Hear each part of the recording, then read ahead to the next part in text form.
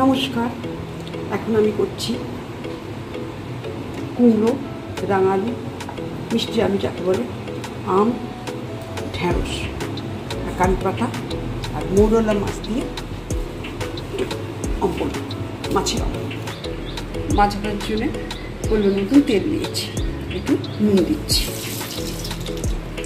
মাছগুলো আমি ভালো করে কেটে পরিষ্কার করে ধুয়ে আমি নুন মাখিয়ে রেখেছি। তাহলে দেখুন আমি মাছগুলো ভাজতে দিচ্ছি। মাছটা আমার ভাজা হয়ে গেছে, আমি এবার তুলে দিচ্ছি।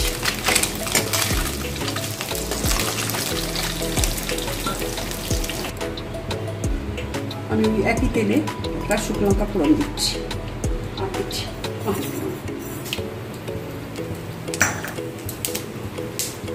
আর দিচ্ছি কারি পাতা ফোড়ন। ফোড়নটা আবার ভালো করে ফেলে গেছে। এবার আমি একে একে সবজিগুলো দিয়ে দিচ্ছি।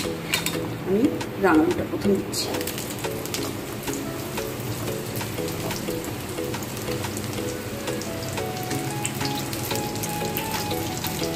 আমি একটা নুন দিয়ে দিলাম এর উপর।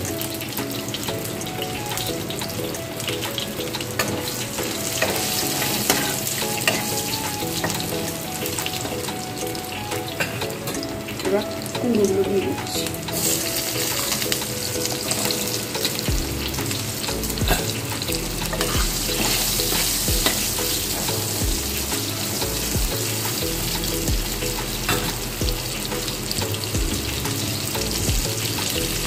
এবার ঢ্যাঁড়সগুলো দিয়ে দিচ্ছি।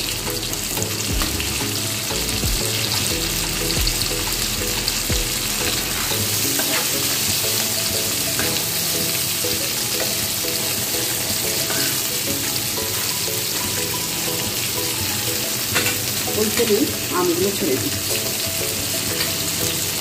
একটু ভাজা ভাজা হতে পার।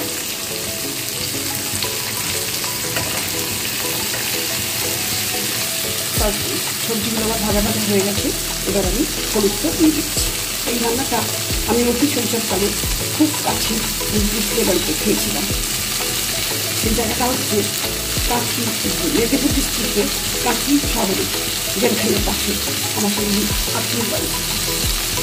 সেখানে আমার দুই দাদা ছিল, ক্ষমতা অপরিদা। আর এই রান্নাটা করতে গিয়ে তাদের কথা বারে বারে মনে করছে। ফিরে এলাম 2 মিনিট পর। সবজিগুলো আমার ভাজা হয়ে গেছে। এবার আমি সামান্য জল দিলাম।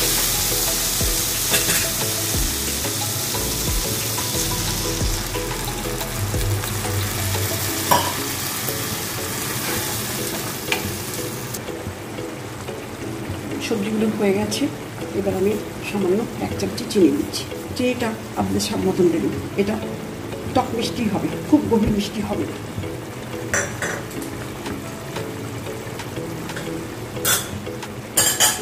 আমি মাছগুলো দিয়ে দিচ্ছি, নেড়ে নিই।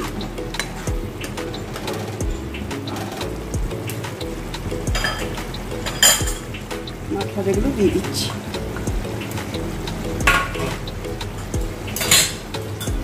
দেবো কাঁচা লঙ্কা দিয়ে, এতে স্বাদটা অন্যরকম হবে। এই রান্নাটা আমি আমার সেই দাদাদের উদ্দেশ্যে তৈরি করি। আমি খবদা অপুদাদের উদ্দেশ্যে তৈরি করি। হয়ে গেল আমার খুব দারুণ স্বাদের টক মিষ্টি সবজি দিয়ে মৌরলা মাছের অম্বল। তৈরি হয়ে গেল আমার সবজি দিয়ে মৌরলা মাছের অম্বল।